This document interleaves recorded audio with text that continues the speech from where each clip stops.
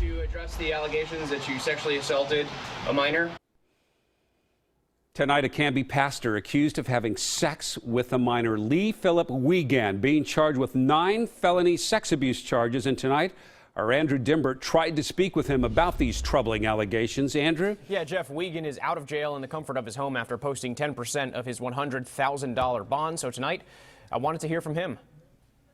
63-year-old pastor Philip Wiegand charged with 9 felony sex abuse counts for allegedly having sex with a minor. Court documents obtained by Coin 6 show that investigators believe Wiegand took advantage of a young girl between 2011 and 2012. He was arrested last month but released from jail after posting bond. Are you Philip? I confronted Wiegand on the allegations at his Canby home. Would you like to address the allegations that you sexually assaulted a minor?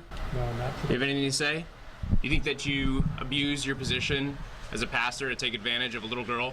Not today. Police tell us that Wiegand was a pastor at the First Baptist Church and School in Canby, but do not think the church was involved. We're told Wiegand allegedly knew the girl outside of church. My attorney said not to talk about it. The charges are disturbing. Prosecutors allege his victim did not consent, and furthermore, investigators close to the situation say Wiegand had absolute power over the young girl, and they say he used it.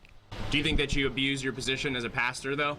That people put you in a position of trust? My attorney said not to talk about it, so that's where we're at. Wiegand is still awaiting trial. His next court date is scheduled in late December. Now, in cases like this, there are sometimes more victims that are afraid to come forward. So investigators are asking if there are any more victims or anyone with any information to call the Clackamas County Sheriff's Office immediately. Andrew Dimbert for Coin 6 News. Jeff?